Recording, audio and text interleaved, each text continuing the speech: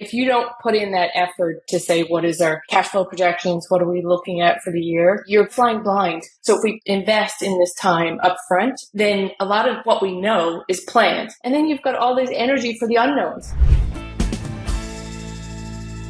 Getting a handle on your finances can be overwhelming, but it doesn't have to be that way.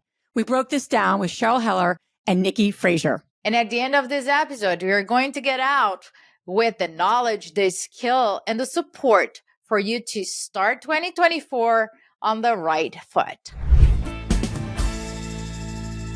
Welcome back, everyone. This is Liz. And this is Andressa. Welcome back to the Real Estate InvestHER Show. Cheryl Heller and Nikki Fraser, thank you so much for being on our show today. Of course. Thank you. Excited to be here. So Cheryl, this first question is directed at you. So it's January, right? Don't we say Happy January in America? Yes, Happy January. We don't say it, actually. I'm just placating you. Yeah. So it's January, right? A lot of investors are busy setting goals, getting going. There's momentum. So it's not news that part of their goals are probably looking at their finances and looking at their properties. But so we all know that. We know the importance of it. Why do most people avoid that very thing? They're looking at their finances, getting a whole really handle on it. And most importantly, what are the next steps to really overcome it? Yeah. So I think there's actually a lot of shame and embarrassment around financial information for women in particular. And I think that holds people back from taking a look at their numbers, their cash flow, what's in their bank account, how are their properties or other investments performing. And so I think in order to really kind of take that and do something with it, it's important for people to really just start from where they are. And the first thing you should do is look at your bank statement and look at what's coming in and look at what's going out, and make sure that you understand what all of the moving pieces are. And it is overwhelming if you try and think about it in the sort of I have to have everything right. I have to have my full financial statements. I have to know, my, revenue and my expenses. But just first step, look at what's there today. And I think one of the things that I was thinking about is, when you think about working out, right? People have this shame and because they haven't worked out in a long time, or they're not really sure how to do it, or they procrastinate, but nobody ever regrets once you work out and afterwards you feel better. So I think that's the same with your finances. Just get started. And once you do it and once you understand, you'll never regret having taken those steps. I love that so much. And I know we had conversations behind the scene that I wish we had recorded, but we're going to do our best to bring this up. And Nikki, when we were talking about the exercise of looking at our finances and having a pulse, one of the quote unquote unconscious objections that women real estate investors come up with is that they're not big enough, or they're not there yet in order for them to create a cash flow projection or to understand where they're at. So for those women that are listening, independently if they have one property, two properties, or they have a large portfolio, why is it important for them to start thinking about their finances strategically, independently of the size of their portfolio? Much along the mindset of finance, it gives you the courage to move through the year and really follow through on your objectives and goals, right? If you don't put in that effort to say, what is our cash flow projections? What are we looking at for the year? You're kind of flying blind. You're reacting to everything that comes through the door all year long. And that's exhausting. And as entrepreneurs and business owners, we have to create as much capacity to make decisions throughout the year. So if we invest in this time up front, then a lot of what we know is planned. And then you've got all this energy for the unknowns, because there's going to be stuff we don't know about. And then it just provides a lot more energy for you throughout the year. I think one of the biggest challenges, and I heard it the other day I was in a conversation with a woman in our community, and she said, I want to make $20,000 in passive income. And she said, I own 10 doors. And then we were kind of probing and asking a little bit about what her current cash flow was. She had no idea. Right? No idea. And it's shameful. It's embarrassing almost for people to even, number one, admit that. Cause like here I am, an investor. So there's a lot there. More importantly though, no one can get to a passive income goal if they don't know where they are. Right. So my question is, where do women begin? Where do people begin? What is the first step? I get the bank statement, but like, let's really walk it through because there's so much to it. Right. That I think women and people just don't look. So what's the first step? A lot of people talk about like all these big systems and there's, QuickBooks and a lot of others. You could just start with Excel, right? Like, for my first couple of rental properties, I ran them all through Excel, and you just put the months across the top and put your expense categories and your revenue down the left-hand side. And then each month you look and see how much revenue did I take in and what were all the expenses. And once you have a few months under your belt by doing that on a regular basis, you can start to see where are the surprising expenses? Where are you spending money that you didn't know you were spending money? Where did you think you were going to spend money, but you weren't? You don't actually have those expenses. And once you start to get that track record, you'll start to be able to predict what's going to happen in the future. And it'll be much easier to create that plan like Nikki was talking about so that you can, have that space to deal with the unknowns. So when we are talking about cash flow, right, there's two different types of, or I don't know, you guys know more than me for sure. But the ones that I know is like, there is a cash flow for the property. There is a cash flow for the business. So we're going to dissect this a little bit. So for the cash flow for the business, Cheryl, I think was you in our conversation, you were saying not a lot of people go back to their underwriting estimates and truly compare what did I estimate and what is my actual.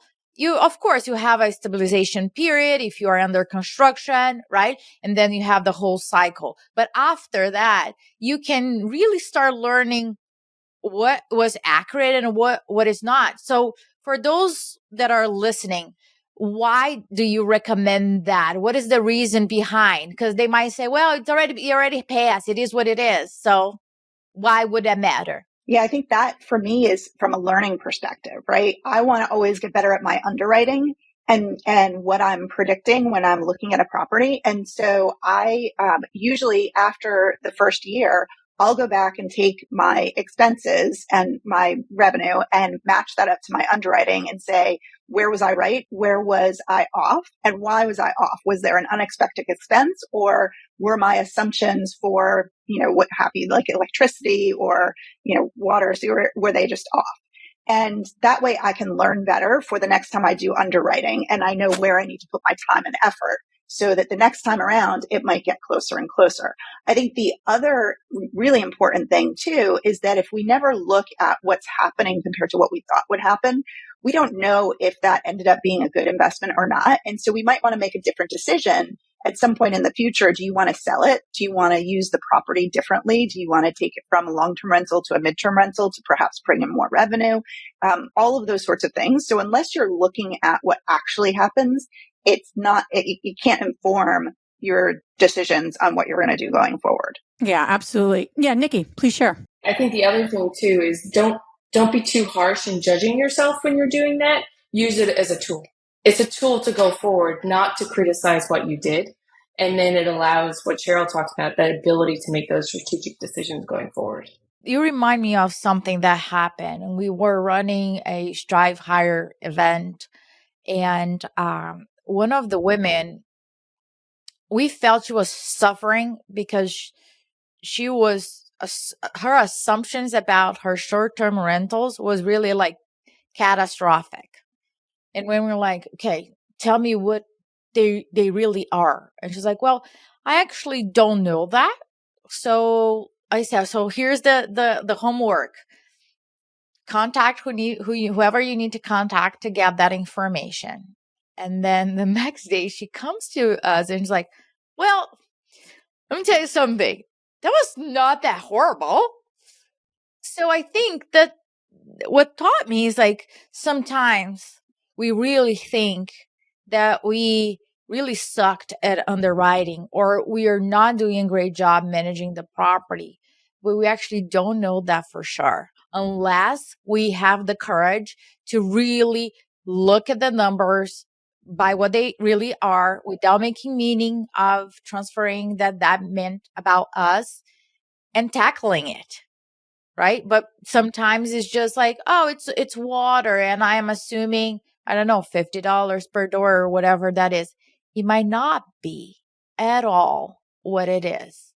So for you, Nikki, I'll just pick back on that. It might be little, right? $50 here, a couple of dollars there, a couple of dollars here, a couple of dollars there. Is it worth the time to track all of that? Because you were talking about the mental capacity, right? And women are tapped out. So where should they focus their attention, and where should they just you just put that in autopilot and you review every 6 months. But this, and that, you should be checking every single month. Is there a recipe for it? That's a tough one because it really depends on their business and what's where are their biggest risks, right? From a variety, from a change perspective going forward. But I think that it's super important to get something that's good enough to move forward. Don't let perfection get in the way. And that's when creating a budget and a plan can be so overwhelming.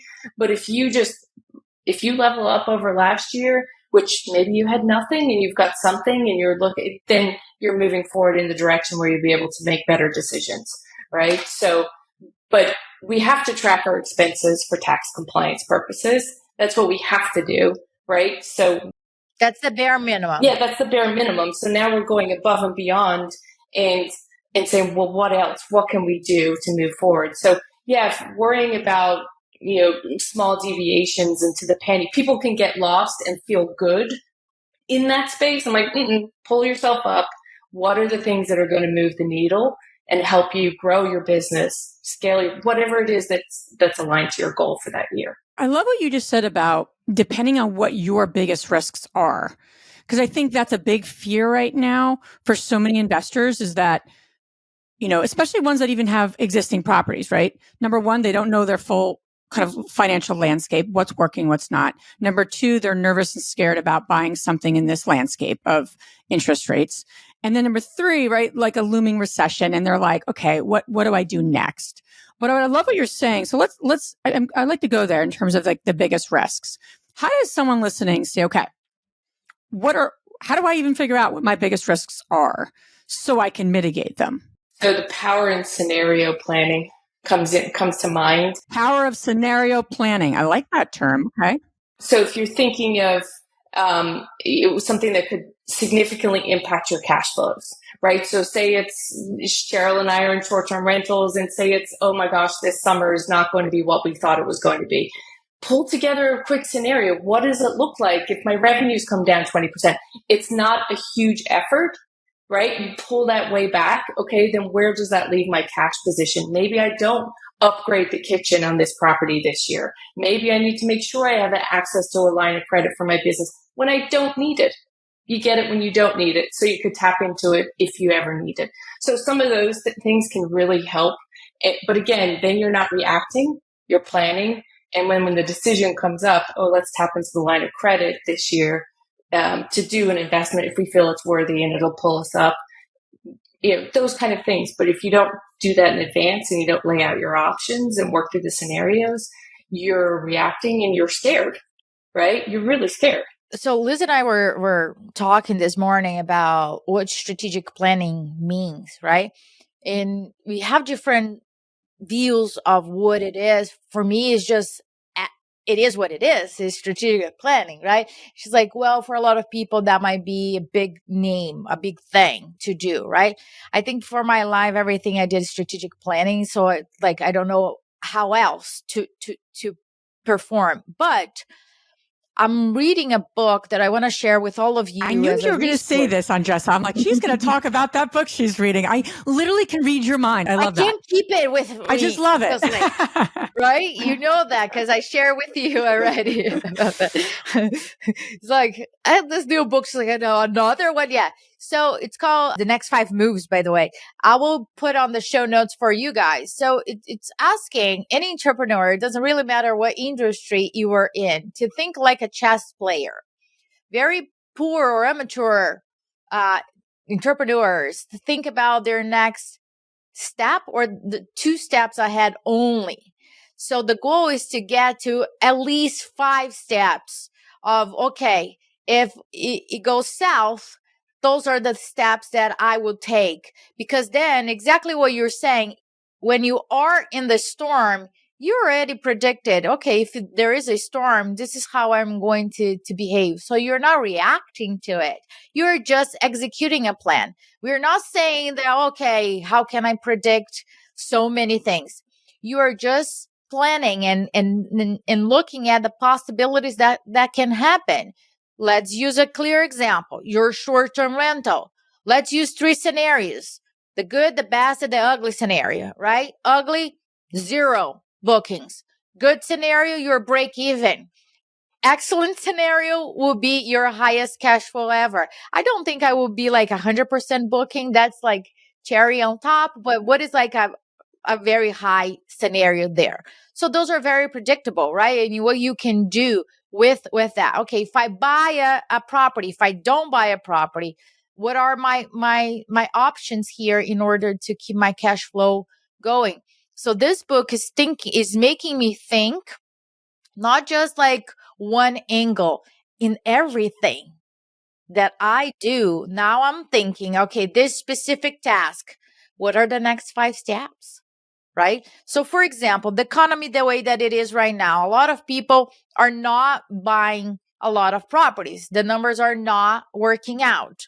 So one of the things that Liza are talking about is like, are they truly optimizing what they have going on? Because many times they are looking for a higher cash flow. And the only way that they are thinking is that I need to buy a next property in order for me to achieve that.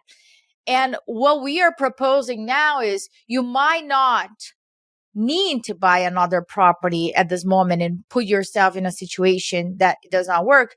You might look at what your current portfolio is right now and dive deep in an audit to see if you are optimizing everything. If there's like hidden cash flow or hidden expenses or hidden income opportunities for your properties. And I want to get your thoughts on it. All right, Cheryl. So let's start with you. Where would you look in your current properties? Share a little bit about that. If you were to do an audit on your own properties, where would you look for hitting opportunities to increase cash flow and decrease expenses? So my properties are mostly short-term rentals. And so there are a few things that I would do. So first, I would look at, are there any low-cost refreshes that we can do? Maybe, new art or new bedspreads or new lamps, and then have new photos taken. Because for short-term rentals, really people are purchasing your property off of the pictures, right, that they're seeing on all these websites. And so I think that is a really key place to take a look at and make sure that your photos are fresh and show the best angles. And also make sure that your listings have good descriptions and keywords that people are searching on. So all of those things in the background they're not directly related to your expenses, but they might help boost your revenue. Then a couple of other things, we always talk to our property managers. So we use property managers on all our properties. We always talk to them and try and negotiate a little bit of a better rate if we can, or a little bit extra services as part of what they're providing us each year when we come to the end of our contract, so that we can potentially save, some money from that perspective. And then just really looking at the expenses that you're spending and saying, like, are there things that we don't need to do anymore? So sometimes, we have houses that have, all of on the TV, do you pay for HBO? Do you pay for Netflix? Well, everybody these days really has their own accounts. And so maybe you just provide them a smart TV and then they can log into their own accounts and you can save some money from that perspective. Nikki, any other ways that you would do in your own properties? So I have long-term and short-term rentals. And I think one of the things that I think about too is around, especially in more so in the short term, is you have to invest money to make money. Just like we invested in property to make money, sometimes we might have to invest in marketing, right? And it's doing a marketing campaign to attract more bookings, reaching out to previous guests in the short-term rental space, extending on the long-term rentals, offering extension and leases with smaller increases if you're to get more stability in the income. So those are just other things depending upon what you're chasing as to stable cash flows versus increasing cash flows versus reducing expenses too. So I love what you both are saying. And where my mind goes is I'm thinking about the women listening going, those are great questions. And I say not but, and when do I ask myself those questions? So, and more importantly, I need to get that on my calendar because it's not going to they're not going to wake up on a random Friday morning and think about these strategic questions, right? It has to be planned out. So, Andres and I always talk about this, we schedule what we value. And so many women value cash flow, but they're not scheduling time to strategically A, track, and then B, make some decisions based on that information. So what would you say from a timing perspective? How often? When? I'd love to get your thoughts on that because everyone listening could take that away and literally your action step right now is get that on your calendar. Get that on the calendar. So how often would you say to do the kind of work you're both saying? Strategically, how often? It almost depends on the kind of property you have. So for example, our short-term rentals, beach location, they're pretty full from, late spring to mid-fall. So we always do in the fall, we'll do an annual planning session to say, okay, what do we need to do over the off season? Where we don't have guests in there because there's not the opportunity for us to do a lot of those things when we have guests. And so those properties really, it's just once a year. And some of the other properties that I'm involved in, we have a partnership meeting every quarter. And we talk about what improvements we want to make because that's more of a, we can make continuous improvements in those properties. And so that way we know what we're investing in and how we can, use our excess cash or where we need to cut back a little bit. I love that. How about you, Nikki? Any further thoughts there? Yeah, to continue, we treasure what we measure, right? So it's also kind of stepping back, not just at the property level, but the whole business and keeping an eye on that throughout the year because maybe there was a surprise, the HVAC needed to be replaced in one of your property. Where does that put the cash flow? So don't be afraid as things happen to continue to look at that plan. You've built it. Don't set it on the shelf and forget about it. Use it as a tool throughout the year. So, the more often you can look at some of those numbers regularly, I think can really help. But the strategic planning and that big effort doesn't need to be a monthly thing. Because once you've done it, you can just build on it. You've got the confidence because getting through it the first time is the hardest thing. I totally agree with that. And I think one of our old podcasts, one of the people that we interviewed, they were saying that not necessarily when you improve a property, you are adding value. And I was like, what are you talking about? So what she was saying is that many times people improve a property, but they went to the countertop shop and in order to get the cheapest slab, they got a very old, antiquated style. The cabinets are also antiquated. The handles are old. So for Airbnb, I love what you're saying, Cheryl, because you're selling the pictures, right? So the pictures are going to tell me if that matches my own style, right? It's hard to pick the person, the guest style. So you need to be as updated as possible with everything that is going on. Forget those freaking signs that has written messages, okay, people? Take that out, throw in the freaking trash, because that is telling you that you're stuck in 1998. No. Just kidding. Nice. What? It's true. It is true. People are not going to pay the highest value to your property if you have those signs, home sweet home or whatever that is, right? Because it's outdated. Nobody's using that more besides your grandmother. Just saying that. But be careful when you upgrade. Don't be very strategic. Not careful, but strategic. The way that you can do that, you're like, I suck at decoration, or how can I do that? Look at your competitors and simply copy their style. Who are the competitors here that are fully booked all the time, that have great reviews? What do they have? Book a weekend there. Stay there so you can see what it is. It's not rocket science. You can totally do that. One thing we didn't talk about, the power of tracking. And then in order to track, then you're able to see sort of patterns, right? Scenarios. I love that. And then make decisions from that, right? So that's all great. The one question in all of that is organization. In order to track and in order to make decisions, you have to have organization to know where to get this data. What is the easiest, simplest hack from an organizational perspective for those listening that are like, I don't know where this is, I don't know where that is, and then they spend all their time not really making decisions? Are you talking about those people that have paper everywhere list? Yes, I am. Those lovely papers. I'm going to show you over here what I'm talking about. But no, I think that's a big part, right? Mm-hmm. We're staying busy, and it's not meaningful busyness. It's just busyness. And we need to stop doing that if we really want to be strategic investors and be successful in any market. So my question is, what is the easiest hack from an organizational perspective for those who struggle with organization? When I started out, I would have a notebook for each property, and all of my, receipts or all of my statements, whatever, would go in that notebook. So you knew where everything was.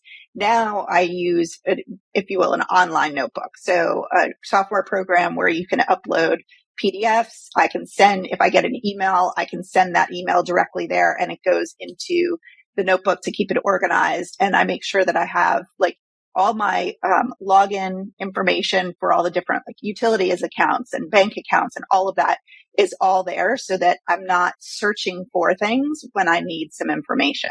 So keeping it all in one place and leveraging technology, and something that you can use both when you're sitting at your desk at home as well as on your mobile device in case you're traveling and need to get into a certain account or need to look something up. That's what I found really useful. I think leveraging technology is key, right? I mean, to me, it's also, is there someone in your business that can help you? Because if you spend all your time and energy getting the data, then you're not spending the time actually strategically analyzing it. That's to your point, Liz, on the busyness. So I'm a big proponent of getting resources, folks to help you get that data so you can look at it more regularly. And to Cheryl's point, so many great online tools. Sometimes QuickBooks might not be the right answer. It's too expensive. There's others that are less expensive. Automatically connect all your bank accounts, your credit cards, use different credit cards for different properties to keep it easy, things like that. I love that. And that's a really great point. The two words I just wrote down was doing versus thinking. And really be successful this year, everyone listening, the pendulum has to be more on the thinking versus the doing, right? So write a percent down right now. How much time are you spending doing versus thinking? And how do you get to increase the thinking? So, which is a great segue to what we're about to share. Both of you have been amazing, and both of you are going to be teaching a workshop at our regional event on February 10th. Really excited about this session.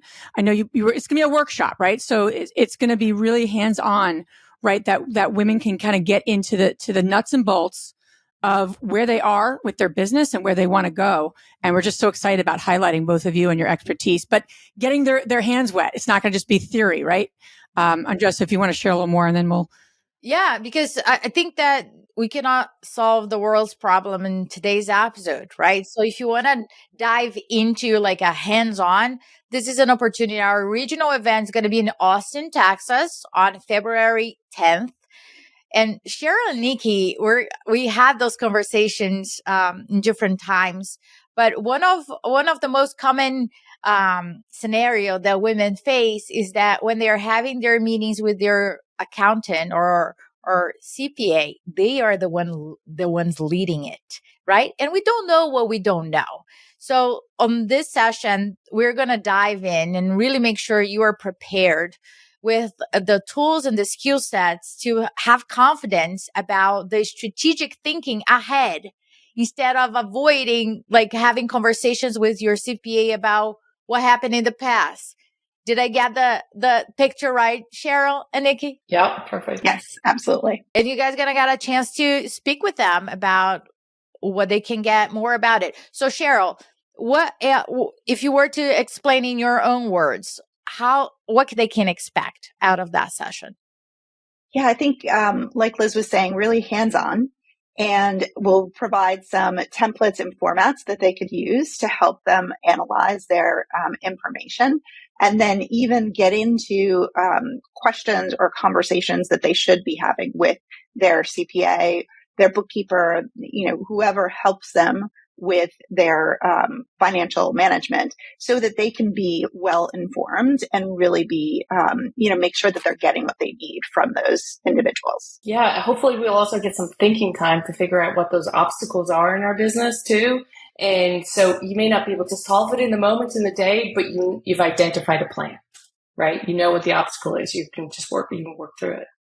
So if you guys were like to describe like who should come to be with you guys, what's happening in that women's head, and because many women like, I don't know, is this for me or not?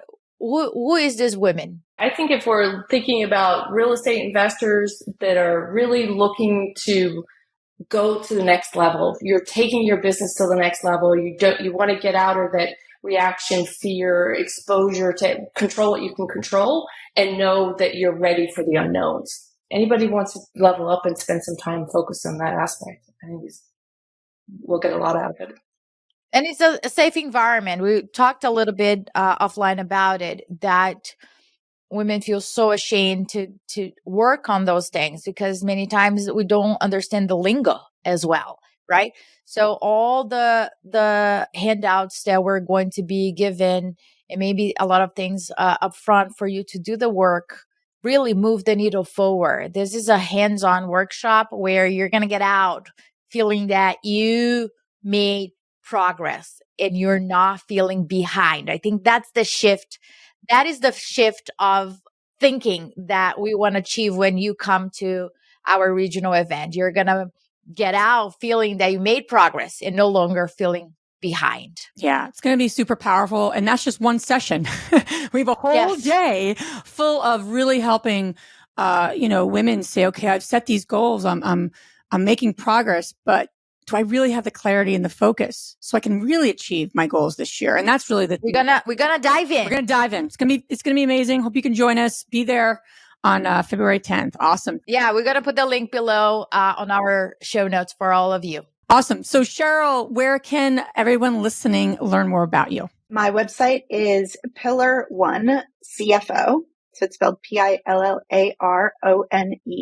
CFO.com. And you can email me at Cheryl, CHERYL, at pillar1cfo.com. Nikki? My website is nextkeyservices.com. You can reach out to me through the website, sign up for our mailing list. We've got some free downloads and things. We do some free online events. Awesome. Too. All this information you guys can find on our show notes. Now we're going to transition to our fabulous 3 questions. And the first one is, what's the most powerful book you ever read? Let's start with you, Cheryl. So I would say The 4-Hour Workweek. It's a pretty old book, but it really was the book that got me thinking that there are other ways to make money and do the things that you want to do in your life other than working 9 to 5 for somebody else. Nikki? So many. I listened to so many. A recent one last year, 10X is easier than 2X, which is all about really 10X in your life, not just your business. I just love that. I love it. It's really good. The second question is, what's the most powerful routine that you do to create a financially free and balanced life, whatever balance means to you? I work out 6 days a week, and that Look at I you, do it Cheryl. Go, first thing in the morning. Damn it. If I don't do it first thing in the morning, it doesn't get done. And I feel like at least I've done something during my day, even if the rest of the day goes off the rails. And the other important part of that, right, is that on Sundays, I sit down and I schedule it out. And I I put on my calendar what classes I'm doing. Am I doing strength? Am I doing cardio? So that there's nothing to think about in the morning when I get up. If I'm still half asleep, I just, put on my workout clothes and go. I love that because I don't know what I'm going to do today, what classes I'm going to do or where I'm going to go, what clothes I'm going to wear, then there's no excuse, right? Mm-hmm. I'm going to follow that, Cheryl. Check on me. I'm checking on you. Nikki? After spending 20 years in corporate, the last 5 years, I get to take my kids to school. And it's just, I love it. Sets me up for the day. So. Right? Mm-hmm. Isn't it awesome? I get to. Even if it's at 6 o'clock at 6:30 in the morning, I get to, right? I love it. So I always share that, like, taking Lorenzo to the bus or picking him up at the bus was like, this is great. Yeah. I'm here. Yeah. He knows I'm here every day. Yeah. Right? It's such a small but very fulfilled sensation. Last question. Which women, famous or not, have inspired you the most? Cheryl? So I think there are so many women, but who I would say today is Sarah Blakely, the founder of Spanx. She kind of created this product. She went into a male-dominated world. She didn't let people tell her it couldn't be done. She figured out how it could be done. She grew this business and she did it all without taking herself too seriously. And she just has such a great outlook on life. Thank you. It has to be the power of the women in my family. I come from a large Irish family with a lot of strong women, and it's no one individual woman. It's really just the power of the pack. Awesome. I got chills. Why? Mm-hmm. Wow. Because it's the power of the pack. Mm-hmm. Love that. And the power of the pack is why the Real Estate Investor exists. So we really encourage you, questions, follow up, further thoughts from today's episode, tag us, tag Cheryl, tag Nikki in our Facebook community, and come out to our regional event on February 10th in Austin. It's going to be amazing. Cheryl and Nikki, thank you so much for being on our show today. Really appreciate your time and sharing your wisdom. Thank you. Great to be here. Thank you both.